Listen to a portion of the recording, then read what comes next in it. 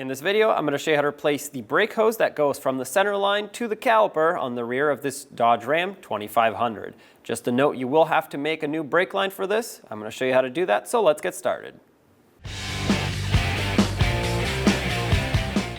If your vehicle has these covers on the lug nuts, take them off with a pry bar. Be careful not to scratch the wheel. Once you pull this off, you can take all of your 24mm lug nuts off.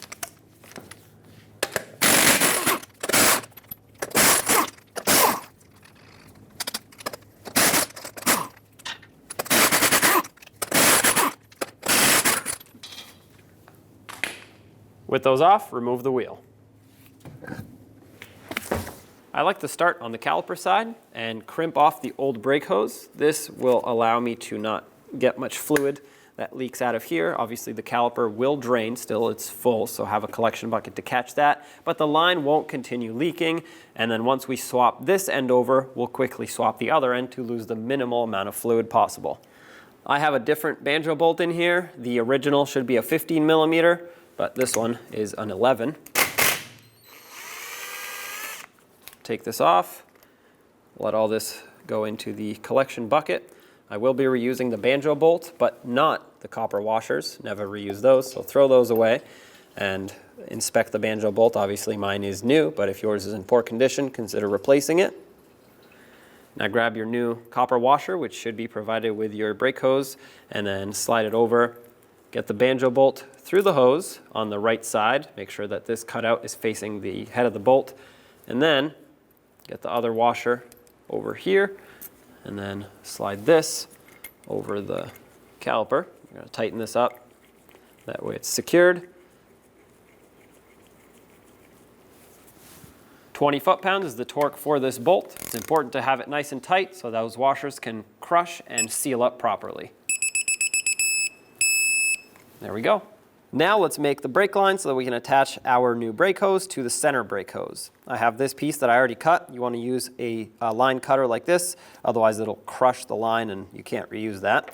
So once you get the length approximately to where you need it to be, you want to start flaring it unless it's already flared. But basically, I did this side. I'll show you how to do the other side. On the center brake hose, you can reuse the fitting. Definitely doable if it's in good condition. Mine's a little bit rusty, but reusable. You want to get a new fitting that fits on the new line, and the thread pitch for this is going to be 3/8 by 24. That's what's going to fit in this brake hose. Don't forget to slide this over, especially if you already have the other side already flared. And now I want to show you how to flare this side. I have my flare tool set up in my bench vise. If you don't have this style, then just follow whatever the directions are for your particular tool. But for this one, I have to clamp the line in the clamp here, and obviously I'm using the 3/8 diameter. You want to make it stick out a little bit. Usually you want to go about the thickness of this first lip on the flaring adapter. If you do that, it's usually going to end up with a nice bubble on the end. That's what you're looking for. I'm going to clamp it down tight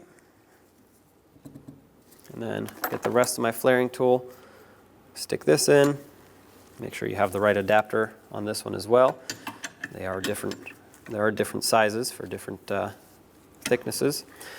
And then get your tool set up on here. With this style, you want to make sure that it is perfectly centered, or as centered as you can get it, otherwise it will flare crooked. Squish it down until it bottoms out.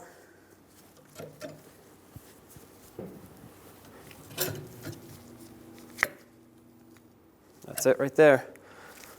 Back it off.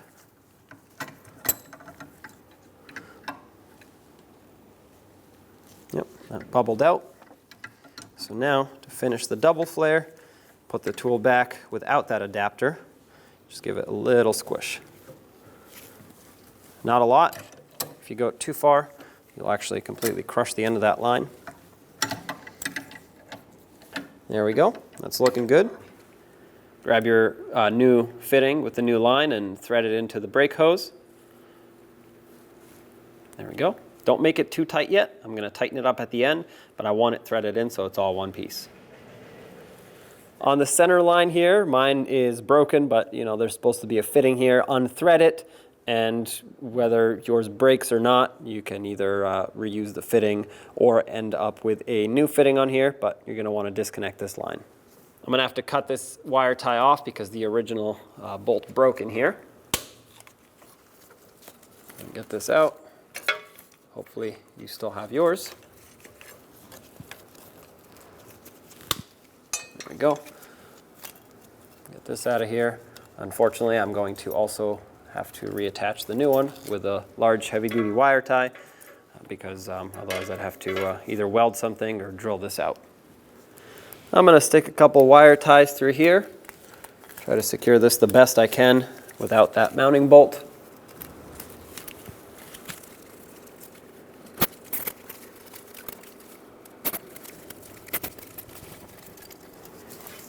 There we go. I'm going to cut off the excess.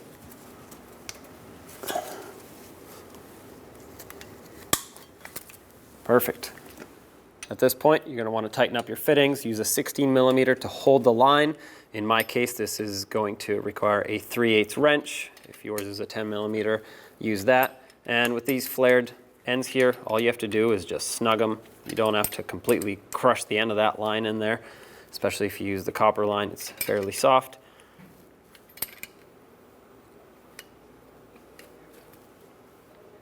That's it, just a little snug. 12mm on this side.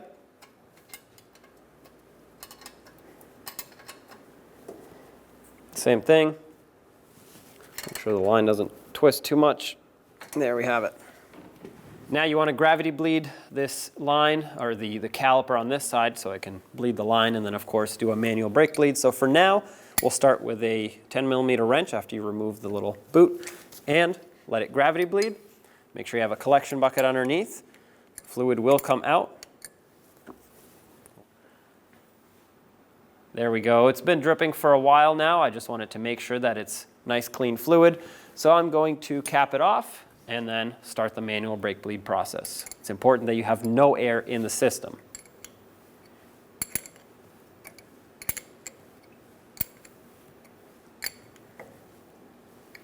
To begin your manual brake bleed, make sure that your brake master cylinder is topped off with clean fluid. Then you're going to want to have a second person in the car pumping up the brake pedal as you open and close the bleeder screw.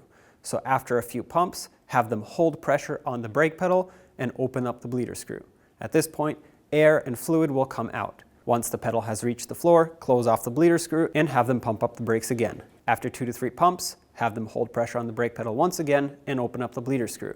Repeat this procedure until no more air comes out of the caliper and you have only clean fluid. Once you get to that point, close off the bleeder screw and top off the master cylinder with clean fluid to make sure it's full. Once you're done with your manual brake bleed, we're going to have to clean this off so that you don't potentially confuse this for a leak. If you actually have a leak, that would be dangerous. Use brake parts cleaner, get all of this brake fluid off of the caliper. You also don't want this getting on your wheel or on the ground, of course. Once this dries off, put on your little boot so that it can protect the bleeder screw from getting clogged up. Let's get the wheel back on. Put on all 8 of your lug nuts, bottom them out in a cross pattern, and also in a cross pattern, we're going to torque these to 140 foot-pounds.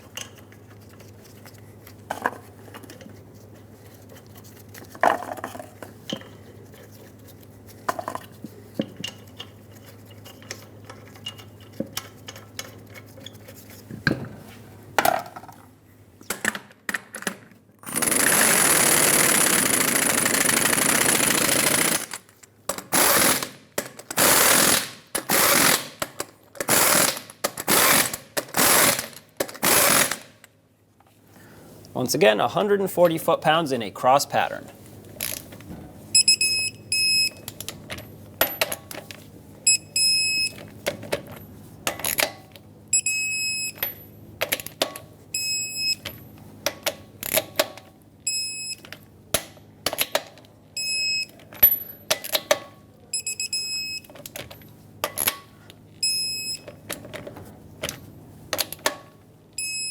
If you want to double check them, go ahead.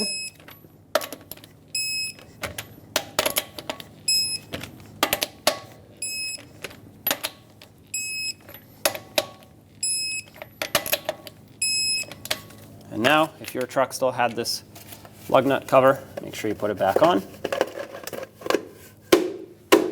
Snap it in place, pump up that brake pedal, and take it for a road test. When only the best will do, demand TRQ. The only company that lets you view before you do. TRQ is committed to offering the highest quality aftermarket auto parts that are engineered for peace of mind. Thanks for using and viewing with TRQ.